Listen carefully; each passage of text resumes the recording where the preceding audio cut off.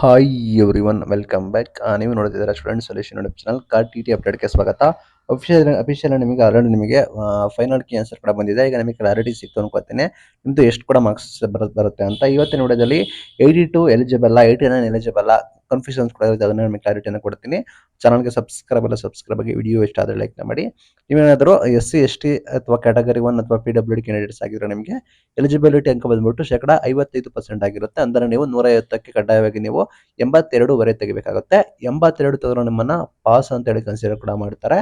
Because ಅದು 0.5 difference ಇರೋ ಕಾರಣ ಕಳೆದ ಬಾರಿ ಕೂಡ ನಿಮ್ಮನ್ನ ಎಲಿಜಿಬಲ್ ಅಂತ ಹೇಳಿ ಘೋಷಣೆ ಕೂಡ ಮಾಡಿದ್ರು. ನಿಮಗೆ ಅದನ್ನ ಪಾಸ್ ಆಗಿ ಈಸಿಯಾಗಿ ಸದ್ಯದ ಮಾಹಿತಿ ಪ್ರಕಾರ ನಮ್ಮನ್ನು ಈಸಿಯಾಗಿ ಪಾಸ್ ಅಂತ ಘೋಷಣೆ ಕೂಡ ಮಾಡ್ತಾರೆ. ನಿಮ್ದು 82 ಬರ್ತಾ ಇದೆ ಎಕ್ಸಾಕ್ಟ್ ಆಗಿ ಅಂತ ಹೇಳಿ ನೀವು ಕೀ ಆನ್ಸರ್ನ ನೋಡ್ಕೊಂಡಿರ್ತೀರಾ, ಏನು ಚೇಂಜಸ್ ಕೂಡ ಆಗಿದೆ ನೋಡ್ಕೊಂಡಿರ್ತೀರಾ. ನಿಮ್ದು 82 ಬಂದರೆ ನಿಮ್ಮನ್ನ ಈಸಿಯಾಗಿ ಪಾಸ್ ಅಂತ ಹೇಳಿ ಕನ್ಸಿಡರ್ ಕೂಡ ಮಾಡ್ತಾರೆ.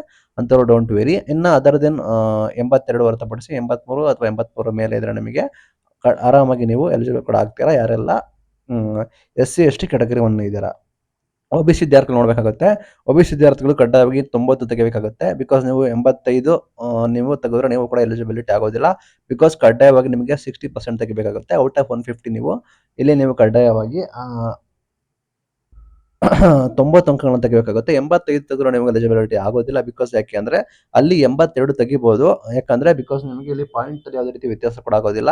ಇಲ್ಲಿ ಏನಾಗುತ್ತೆ ನಿಮಗೆ 150ಕ್ಕೆ ನಿಮಗೆ ಪರ್ಸೆಂಟೇಜ್ ಕ್ಯಾಲ್ಕುಲೇಟ್ ಮಾಡಿದ್ರೆ ನಿಮಗೆ ಮಿನಿಮಮ್ ನಿಮಗೆ 60% ಕೂಡ ಆಗಬೇಕಾಗುತ್ತೆ. ಹಾಗಾಗಿ ಇಲ್ಲಿ 89 ತೆಗೆದಿರೋರಿಗೆ ಚಾನ್ಸಸ್ ಕೂಡ ಇಲ್ಲ, ಸಾಧ್ಯತೆಗಳು ಕೂಡ ಇಲ್ಲ.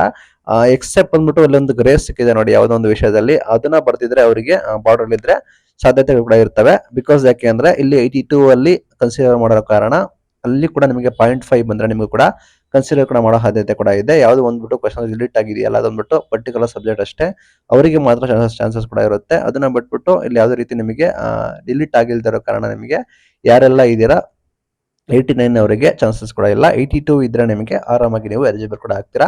ನಿಮಗೆ ನಂತರ ರಿಸಲ್ಟ್ ಬಂದ ನಂತರ ನಮಗೆ ಕ್ಲಾರಿಟಿ ಸಿಗುತ್ತೆ. ಆಗ ಬೇಕಾದ್ರೆ ನೀವು TET ಸರ್ಟಿಫಿಕೇಟ್ನ ಕೂಡ ಡೌನ್ಲೋಡ್ ಕೂಡ ಮಾಡ್ಕೋಬಹುದು. ಈಗ ಪ್ರಾಬಬಲ್ ನಿಮಗೆ ಕ್ಲಾರಿಟಿ ಸಿಕ್ತು ಅನ್ಕೋತೀನಿ. ನಿಮಗೆ ಎಷ್ಟು ಮಾರ್ಕ್ಸ್ ಅಂದ್ರೆ ನೀವು ಯಾವ ರೀತಿ ಅಂತ ಹೇಳಿ ಏನಾದರೂ ಚೇಂಜಸ್ ಕೂಡ ಮಾಡಿದ್ರೆ ನಾವು ನಿಮಗೆ ವಿಡಿಯೋ ಮಾಡಿ ತಿಳಿಸ್ಕೊಡ್ತೀವಿ. ಇದು ಇವತ್ತಿನ video. Thank you for watching. Thank you.